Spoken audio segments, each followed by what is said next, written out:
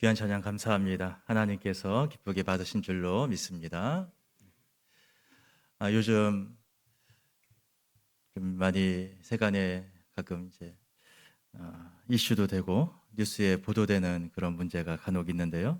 층간 소음 문제입니다. 아파트 같은 공동주택에서 윗집에서 옆집에서 들리는 소음 때문에 힘들고 괴로운 그런 일들이 간혹 있는 것 같습니다. 저도 집에 있다 보면은 옆집인지 윗집인지 알 수는 없는데 어디선가 이제 소리가 들려올 때가 있어요. 뭐 망치질하는 소리가 들려올 때도 있고 또 뭐 드릴질하는 그런 소리가 들려올 때도 있고 그렇습니다. 그런데 뭐 아파트 같은 데 살다 보면은 이런 이웃집에서 들려오는 소음 문제 좀 어쩔 수 없는 그런 경우들도 있는 것 같아요. 서로 이제 배려하고 양보하고 또 우리 집에서도 가끔 그렇게 할 때도 있으니까 이해하면서 살아야 될 것 같습니다. 네, 만약에 윗집에서 공사를 하는데 이런 일이 있으면 어떨까요? 공사를 너무 열심히 해서 우리 집 천장이 뚫려버린 거예요. 윗집에서 사람이 이렇게 내려다보다가 윗집에서 줄을 타고 우리 집으로 내려오는 겁니다. 어떠실 것 같습니까? 네. 오늘 본문에 꼭 그런 일이 나왔던 것이죠. 오늘 가버나움에서 예수님이 한 집에 들어가 있을 때 이런 일이 일어났습니다. 이 가버나움이라는 마을은 이 갈릴리 호수 근처에 있었던 여러 마을 중에 하나였습니다. 이 갈릴리 호수가 굉장히 큰 호수입니다. 그래서 이 호수 주변에 마을들이 많이 있는데 그 중에 가장 대표적인 마을이 가버나움이라는 마을입니다. 예수님의 제자 중에 베드로, 또 안드레, 야고보, 요한 이런 사람들이 다 가버나움에서 물고기 잡던 어부들이었습니다. 예수님이 이 가버나움을 중심으로 해서 갈릴리 지역에서 복음을 전하셨어요. 그 갈릴리 지역을 다니시면서 많은 기적을 일으키기도 하시고 하나님의 말씀을 증거하기도 하신 것입니다. 바로 여기 가버나움이란 곳에서 어떤 사람의 집에 들어갔는데 예수님께서 이곳에 도착했다라는 소문이 들리니까 온 마을 사람들이 예수님을 보려고 이 집에 몰려드는 것입니다. 그러니까 이 집에 사람들이 꽉 차 있었던 거예요. 사람들이 전혀 들어설 틈이 없을 정도로 그 정도로 많은 사람들이 몰려 있었다라고 오늘 성경은 말씀을 하고 있습니다. 아마 굉장히 복잡하고 정신없는 그런 상황이 이 집안에서 펼쳐졌을 것 같습니다. 이런 상황에서도 예수님이 집안에서 하나님의 말씀을 가르쳐 주고 있었습니다. 그런데 갑자기 천장에서 막 이상한 소리가 들리는 거죠. 막 지붕 위에서 사람들이 왔다 갔다 하는 것처럼 쿵쿵쿵쿵 거리는 소리가 나더니 지붕 위에서 먼지가 막 떨어지기 시작하더니 그러더니 갑자기 지붕이 뻥 뚫리면서 위에서 한 사람이 내려오는 것입니다. 한 중풍병자 한 사람이 침상에 누인 채로 줄에 매달려서 내려오고 있는 모습을 보게 됐다라는 것이죠. 참 황당한 일이 집안에서 벌어지고 있는 것입니다. 갑자기 지붕이 뚫리는 것도 이상한데 거기에 중풍병자가 침상에 누인 채로 매달려서 내려오고 있다라는 거 얼마나 어이가 없는 그런 모습입니까? 이 당시 갈릴리 지방의 대부분의 주택들은 단층 주택이었습니다. 이 갈릴리 지역은요, 비가 많이 내리는 곳이 아니기 때문에 우리나라처럼 지붕을 이렇게 경사지게 올리질 않습니다. 다 평평하게 만들어요. 그래서 이 지붕이라는 곳은 가족의 또 하나의 생활 공간이 되는 곳입니다. 지금도 이 예루살렘 같은 도시에 가게 되면은 이 지붕이 다 평평하게 만들어져 있는 것을 볼 수가 있습니다. 이 예루살렘이라는 도시는 산 위에 건설되어 있는 도시인데 그래서 산의 경사를 따라서 집들이 다 층층이 이렇게 지어져 있거든요. 그런데 이 아래층에 있는 집의 지붕이 윗집에 사는 사람들에게는 마당처럼 사용되는 경우를 종종 볼 수가 있어요. 그래서 예루살렘 구시가지에 가게 되면은 그곳에서 지붕에 길이 생기고 지붕에 사람들의 모이는 장소가 생기고 지붕이 사람들이 모여서 생활하는 그런 생활 공간처럼 사용되는 것을 어렵지 않게 볼 수가 있습니다. 이스라엘 사람들에게 있어서 이 지붕이라는 곳은 그런 공간입니다. 또 하나의 생활 공간인 거예요. 거기다가 뭐 빨래를 널기도 했을 것이고 또 그곳에서 이웃 사람들과 친구들과 또 가족들과 함께 차 한잔 마시기도 하고 즐거운 시간, 여유로운 시간을 보내기도 하는 그런 생활 공간. 그런 곳이 지붕이라는 공간이었습니다. 이런 지붕이 갑자기 뻥 뚫린다. 그건 상상할 수 없는 일이죠. 생각지도 못하는 일이 이날 갑자기 일어나고 있는 것입니다. 지붕이 뻥 뚫리면서 거기에서 중풍병자가 한 사람 내려오고 있는 것, 참 황당한 일이 이날 이 집에서 일어나고 있었다라는 것입니다. 사실 오늘 본문 말씀은 굉장히 중요한 내용들이 많이 등장하고 있는 말씀이기도 합니다. 오늘 본문 말씀에서 보게 되면은 예수님과 종교 지도자들 사이에서 처음으로 갈등이 생겨나게 됩니다. 예수님께서 이 중풍병자를 보시면서 이렇게 말씀하시는 거예요. 너의 죄사함을 받았다라고 말씀을 하는 것입니다. 그러자 그곳에 서기관들이 있었는데, 이 사람들은 종교 지도자들이 있잖아요. 이 사람들이 마음속으로 이런 생각을 하는 것입니다. 죄를 사하여 준다고? 어떻게 그럴 수가 있지? 죄를 사하여 주시는 것은 하나님만이 하실 수 있는 일이 아닌가? 이 사람은 자기가 하나님이라는 건가? 이거는 신성모독이다. 마음속으로 그렇게 생각을 하는 것입니다. 사실 지금까지는 별다른 문제가 없었어요. 이전에도 예수님이 귀신을 쫓아내기도 하셨고 병에 걸린 사람들을 고쳐주는 일을 하기도 하셨습니다. 그런데 지금까지는 이 바리새인이나 서기관 같은 종교 지도자들이 예수님의 사역에 대해서 별로 비판하는 내용이 없었습니다. 그런데 바로 이때부터 이 중풍병자를 고쳐주는 사건을 시작으로 해서 이 종교 지도자들이 예수님과 갈등을 일으키게 되는 것입니다. 이 갈등을 일으키게 되는 배경에는 예수님이 가장 핵심적인 사역이었던 죄사함의 사역, 그것이 여기에 놓여 있다라는 것이죠. 예수님이 이 중풍병자를 보실 때에 가장 먼저 하신 것이 이 사람을 치유해 주는 일이 아니었습니다. 오히려 이 사람에게 너의 죄가 사함을 받았다, 너의 죄가 용서받았다라고 죄사함을 선언하시는 것입니다. 이런 것들에 대해서 서기관들이 이것은 신성모독이다라고 생각하면서 갈등이 벌어지고 있는 거예요. 그때 예수님께서 이렇게 말씀하십니다. 9절 말씀 보게 되면은 이 중풍병자에게 너의 죄사함을 받았다라고 하는 말과 일어나서 내 침상을 가지고 걸어가라라고 하는 말, 이 중에 뭐가 더 쉬운 말이겠느냐라고 물어보십니다. 어떤 말이 더 쉬운 말일까요? 죄사함을 받았다라는 것이 쉬운 말입니다. 왜 그렇습니까? 이거는 확인할 수 없거든요. 내가 이 사람한테 죄사함을 받았다라고 말을 해도 그 사람이 죄사함을 받은 건지 아닌지 알 수가 없는 것입니다. 이거는 하나님만 아시는 거예요. 그래서 이거를 확인할 방법이 없습니다. 만약에 사기꾼이 있어서 죄사함을 받았다 이렇게 막 남발하고 다닌다 할지라도 이걸 확인할 수 있는 방법이 없다라는 것입니다. 그런데 일어나서 내 상을 가지고 걸어가라, 이 말은 어려운 말이에요. 왜 그렇습니까? 이거는 금방 확인되는 말이기 때문인 것입니다. 만약에 예수님이 이 사람에게 일어나서 네 상을 가지고 걸어가라 이렇게 말씀하셨는데 여전히 이 중풍병자가 꼼짝도 못하고 그냥 누워 있어요. 그럼 어떻게 될까요? 예수님이 거짓말 하시게 되는 거잖아요. 예수님이 사기꾼이 되는 것입니다. 이것은 그 즉시로 확인되는 말이기 때문에 이것은 어려운 말이다라는 것입니다.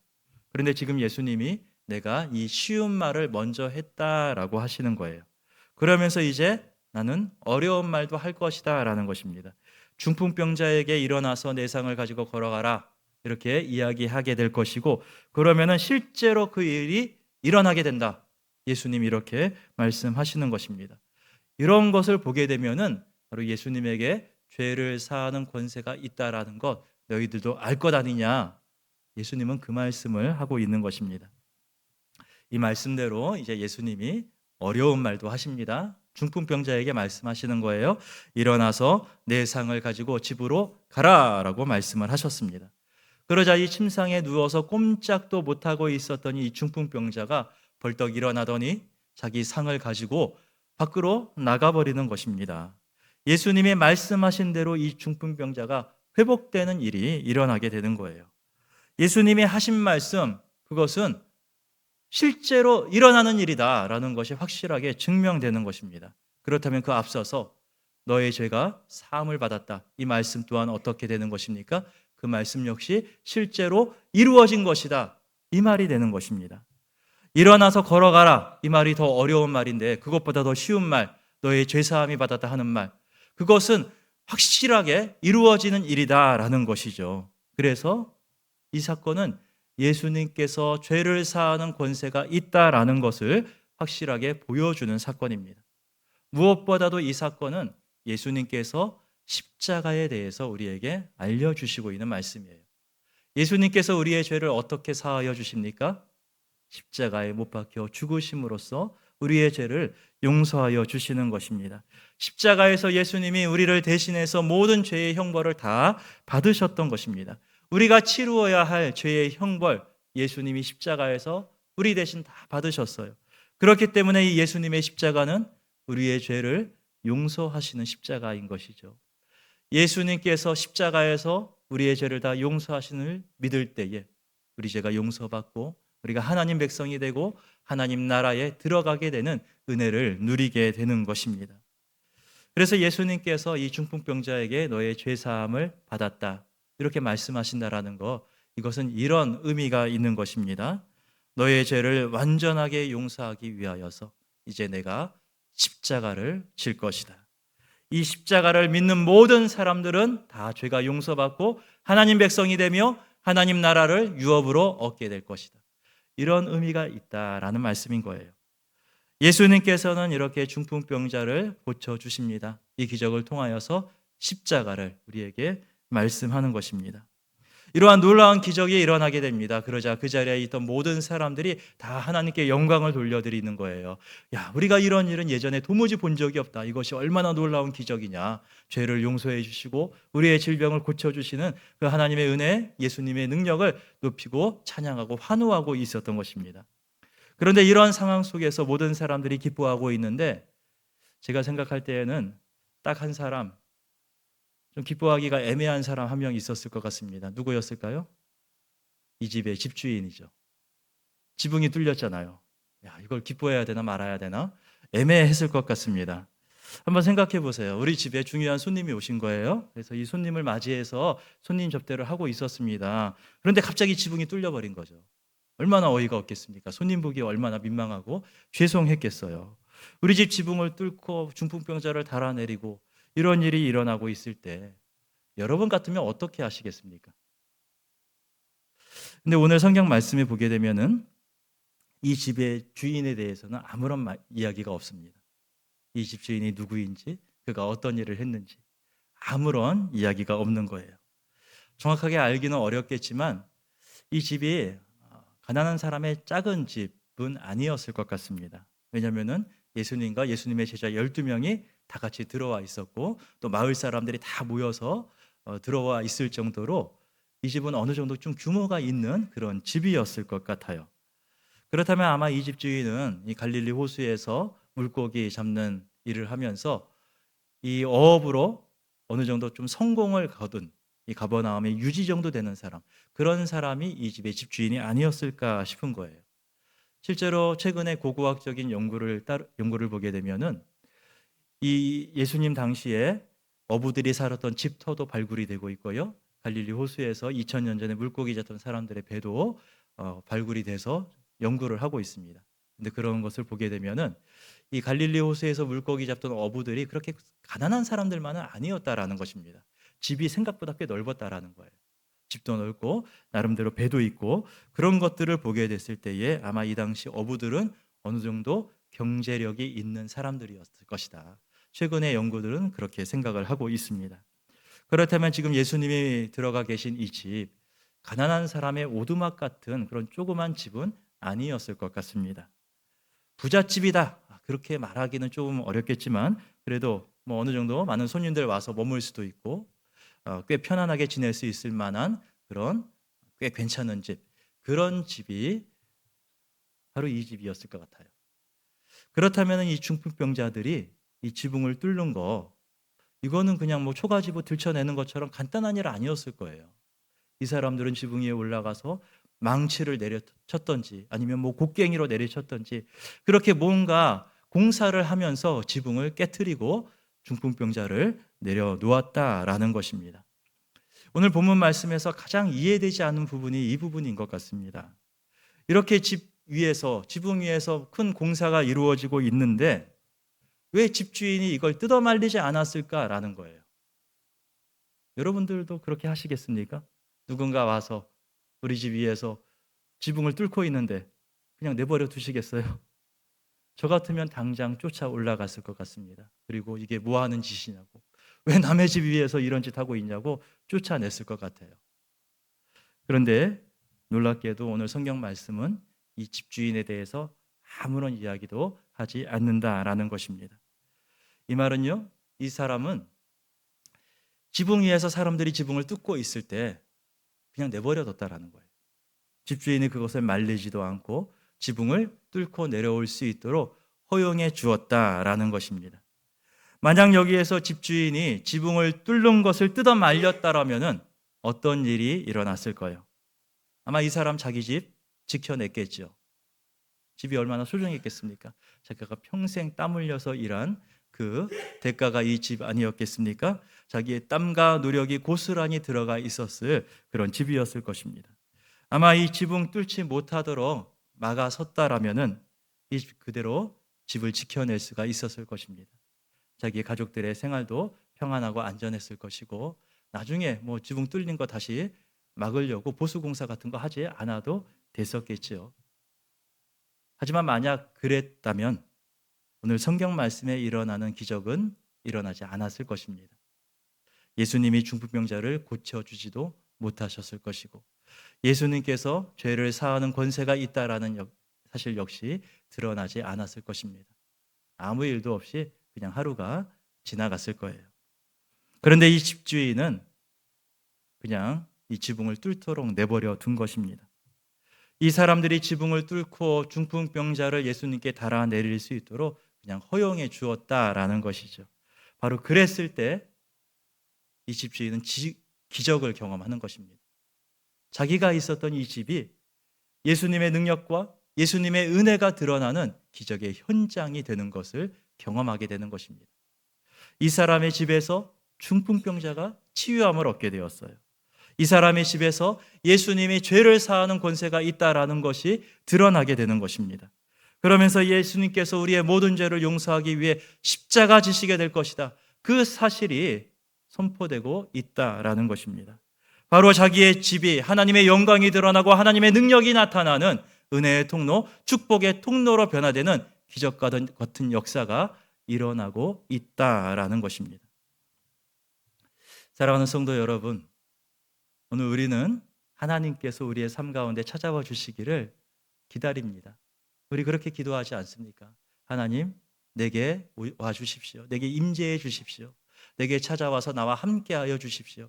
우리 그렇게 기도합니다. 그런데 때로는 우리 하나님께서는 전혀 예상하지 못한 방법으로 우리의 삶 가운데 갑작스럽게 찾아오시기도 합니다. 마치 지붕이 뚫리는 것처럼 전혀 생각지도 못하고 전혀 예상하지 못한 모습으로 하나님께서 찾아오시는 것입니다. 그랬을 때 우리는 그것을 오해할 수가 있어요. 이런 것이 우리의 삶의 평강과 안정을 깨트리는 것이다. 그런 식으로 오해하는 것입니다. 어쩔 수 없죠. 그냥 가만히 집 안에 있는데 먼지가 날리고 천장이 무너져 내리고 지붕이 뚫려버린다라면은 그런 상황 속에서 당연하게 여기고, 그런 상황 속에서 황당하지 않을 사람 어디에 있겠습니까? 누구나 다 당황스러울 것입니다. 오늘 우리의 삶 속에 그렇게 다가오는 부분이 있지는 않습니까? 어느 순간 나의 삶의 안정과 평강을 깨트리면서 찾아오는 삶의 위기와 문제들이 우리에게 있지는 않습니까? 생각하지 못한 순간에 질병이 찾아옵니다. 갑자기 경제적인 문제가 닥치기도 하고요. 믿는 사람들한테 배신을 당하기도 하고, 예상치 못한 사건, 사고들이 어느 순간 갑자기 내 삶에 찾아오기도 한다라는 것입니다. 그런데 그런 상황이 내 삶의 안정과 평강을 무너뜨리는 위기가 아닐 수도 있다라는 거예요. 오히려 그런 것이 하나님의 능력과 하나님의 은혜가 우리의 삶 가운데 드러나는 축복의 현장이 될 수도 있다라는 것입니다. 오늘 본문 말씀에서 예수님은 이 가버나움에 살고 있는 누군가의 집에 들어가셨어요. 그 집이 이 가버나움에 사는 그 사람의 집일 수도 있고요, 오늘 우리 집이 될 수도 있을 거예요. 어쩌면은 이 사람, 예수님을 모셔드린 이 사람은 이렇게 생각했을 것입니다. 예수님이 오늘 우리 집에 오시다니, 이제 우리 집 복 받았다. 예수님께서 함께 계시니까 이제 우리 집은 은혜가 넘칠 것이다, 평강할 것이다, 좋은 일만 생길 것이다, 그렇게 생각했을 거예요. 그런데 예수님이 계신 그 집에 지붕이 뚫리는 것입니다. 예수님이 계신 그 집에 지붕이 뚫리는 생각지도 못한 황당한 일이 벌어지고 있다라는 것이죠. 여러분은 어떻게 하시겠습니까? 오늘 본문에 나오는 이 사람은 지붕이 뚫릴 때 아무 얘기하지 않습니다. 이 주인의 집주인에 대해서는 언급 자체가 없어요. 이것은 어떤 의미가 있을까요? 저는 이렇게 생각합니다. 본문에서 정확하게 말씀하고 있지는 않지만 이런 의미가 있는 것 같아요. 이 사람은 그렇게 생각한 것입니다. 예수님께서 이 집에 들어온 이상 이제 이 집은 내 집이 아니다. 이 집은 예수님의 집이다라고 온전히 다 예수님께 맡겨드린 거예요. 이 집의 주인은 오직 예수님일 뿐이고, 그렇기 때문에 누군가가 예수님 만나기 위해서 지붕을 뚫든 무슨 일을 하든 나는 아무 상관없다. 이 집은 온전히 예수님의 것이다. 그렇게 자기의 삶을 예수님께 다 내어드린 것입니다. 오늘 우리들도 마찬가지입니다. 오늘 우리가 우리 스스로 내 삶을 끝까지 붙잡고 지키려고 한다라면은 지켜낼 수 있을지도 모릅니다. 내 집 무너지지 않고 잘 지켜낼 수 있을지도 몰라요. 지붕이 뚫리지도 않고 비가 새지도 않고 아무런 문제 없이 평안하고 안정된 삶을 우리의 힘으로 우리의 노력으로 살아갈 수 있을 수도 있습니다. 하지만 그렇다면은 하나님께서 우리를 통해 이루어 가시려고 하시는 놀라운 능력과 은혜는 경험하지 못할 수도 있습니다. 내 삶의 주인이 내가 아니고 오직 예수님만이 나의 삶의 주인이라는 것을 고백할 때에만 지붕이 무너져 내리는 것 같은 그런 아찔한 상황 속에서도 하나님의 은혜가, 하나님의 능력이 우리 가운데 나타나게 되는 줄로 믿습니다. 오늘 이 집주인처럼 우리의 삶을 주님께 온전히 맡겨드리기를 소원합니다. 오늘 내 삶이 더 이상 내 것이 아닌 거예요. 내 삶이 오직 주님의 것입니다. 예수님의 것입니다. 고백할 수 있기를 바랍니다. 내 삶에 지붕이 뚫리는 일이 있다 할지라도 예수님이 나와 함께 하신다면 내가 그곳에서 주님의 능력과 주님의 은혜를 경험하게 될 줄로 믿습니다. 그 믿음 가지고 주 앞에 나아갈 수 있기를 소원합니다. 그래서 내 삶에 지붕이 뚫리는 것, 그것 두려워하지 아니하고 주님 안에 머물 수 있는 우리 모든 성도님들 되실 수 있기를 주님의 이름으로 축복합니다. 걸어가신 아버지 하나님, 우리의 삶 속에 주님께서 찾아오시기를 간절히 소원합니다. 우리의 집에 예수님께서 들어오셔서 예수님이 계시는 집이 될 수 있기를 간절히 소원합니다. 그러할 때에 지붕이 뚫리는 것 같은 그런 어려운 일이 우리의 삶 속에 닥친다 할지라도 우리 주님께서 능력과 은혜를 나타내시는 축복의 통로로 변화될 수 있을 줄로 믿습니다. 주님만을 나의 주인으로 고백하면서 주님만을 의지하며 살아가는 우리 모두가 되게 하여 주시옵소서. 예수님의 이름으로 기도드리옵나이다. 아멘.